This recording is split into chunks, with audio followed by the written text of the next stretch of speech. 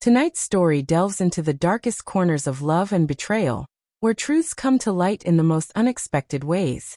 It's a tale of a marriage unraveling from a single careless moment. The candlelight danced across the table as I watched Mark intently, trying to decipher the expression on his face. It was his 34th birthday, and I had planned a quiet evening to make it special. His favorite dinner, a bottle of Merlot, and a no-phones rule for the night. Yet, there was something unsettling in his gaze, a combination of suspicion and weariness that weighed heavily in the air, even more than the wine in my glass. "Claire, you've been distant lately," he said softly, his fork lying untouched on his plate. "You come home late. You keep your phone close, you laugh at texts you don't share. I don't want to ruin tonight, but I have to ask. Are you seeing someone else?" The question struck me like a punch to the gut. I forced a laugh, too loud, too harsh, trying to deflect the tension. "Are you serious, Mark? Tonight, of all nights? Should I tell you I ran off with a millionaire and came back just for dessert?" It was meant to be a joke, a way to divert the conversation.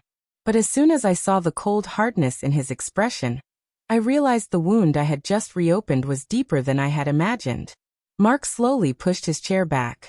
"That's not funny, Claire," he said, his voice calm yet carrying an unmistakable hurt. "Not when I asked you seriously. Not when I already feel like I'm losing you." In an instant, the birthday celebration turned into the night he walked out. I didn't expect him to actually leave. Mark had always been the patient type, never one for dramatic exits. But that night he grabbed his coat and car keys and walked out without a word of anger. The silence that followed felt suffocating. At first, I was angry. Angry at him for ruining his own birthday, angry at myself for making that ill-timed joke, angry at the distance that had been growing between us. But under all that anger was something far more terrifying. Fear. Because deep down, I knew Mark wasn't wrong. 3 months before, a man named Dylan had joined our advertising firm. He was charismatic, sharp, and effortlessly funny. His presence brought life back into the dull routine of office hours. It wasn't that Mark and I were unhappy, but our lives had become a series of monotonous routines. Work, bills, and date nights where neither of us had the energy to talk about anything meaningful. Dylan noticed the little things Mark hadn't. The subtle changes in me, the new perfume, the way I styled my hair. It started innocently enough, banter about work, shared lunches, casual walks to the parking lot. But soon late-night texts started coming in. I convinced myself it was nothing, that it was harmless. But guilt began to creep in with every small action. Turning my phone face down, avoiding Mark's touch, flinching when he asked who was texting me so late. That night, when Mark didn't come home, I called him twice. No answer. By morning, half of his clothes were gone, and a note was left on the kitchen counter. "I warned you because I still loved you. But last night, you gave me the answer I was afraid of." No screaming, no accusations, just a quiet confirmation of everything he feared. He knew. The following day, I went through the motions at work. I sat across from Dylan in the conference room, feeling numb. He noticed my red eyes and asked if I was okay. I nodded, forcing a smile, but inside, everything was heavy. Suddenly, his attention didn't feel exciting anymore. It felt like poison. Mark didn't return home that night or the next. I learned from a friend that he was staying at his brother's place, though he hadn't filed for anything yet. His silence was louder than any argument. Days turned into weeks, and we exchanged only cold, practical texts about bills and rent, never about us.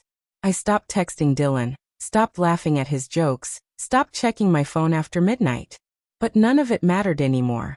I wasn't ready to admit that I had destroyed my marriage for fleeting thrills, but the truth stared at me every time I passed by our wedding photo. 2 weeks later, I saw Mark at the grocery store.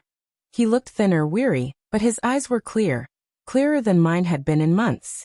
I called to him, "Mark, wait." He stopped, hands on his shopping cart, but didn't smile. "Claire, can we talk?" I asked, my voice cracking. He didn't respond with anger, but his words were as cold as ice. "There's nothing left to talk about. I warned you. I told you what I was afraid of. You didn't take me seriously." It wasn't about the joke. It was about everything else. The texts, the silence. It wasn't even about him. It was about you letting someone else occupy your thoughts while I was trying to save us. I opened my mouth to speak, to tell him it was just office banter, just boredom. But deep down, I knew it wasn't just that. I had crossed a line, and I made light of it, expecting him to forgive me for the sake of a birthday dinner. Mark, please, I pleaded. Can we fix this? Counseling? Anything. But he shook his head slowly. I spent months trying to fix it while you entertained someone else. I won't beg for your loyalty. And with that, he walked away, this time without even a word. A month later, the divorce papers came. There was no fight, no drawn-out court battle. We didn't have children or a house to divide, just 7 years of memories to be separated into boxes and signed over.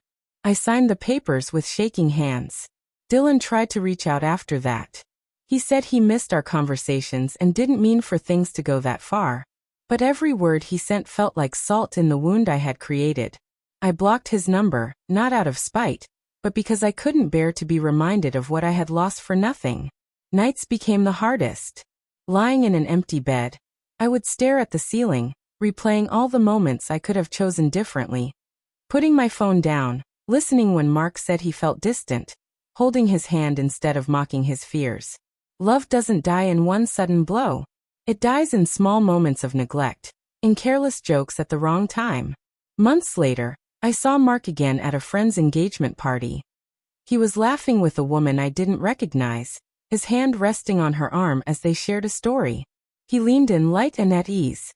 When our eyes met across the room, he gave me a polite nod, no malice, just closure. And that's when it hit me. Mark hadn't left because of the joke. He had left because that joke confirmed everything he had feared. That I didn't respect our promises, that I had crossed a line and dismissed it with laughter. If I could go back to that night, I wouldn't have spent more on a bottle of wine, or tried to make the meal fancier. I would have turned my phone off months earlier. I would have looked him in the eyes when he asked the question and told him the truth, that I was slipping, that I needed him, and that I didn't want anyone but him. But time doesn't bend for regret. It only deepens it. Now, when people ask why my marriage ended, I tell them the truth. I made a joke about breaking his heart, and he finally stopped laughing. Have you ever watched love slip away, one small choice at a time?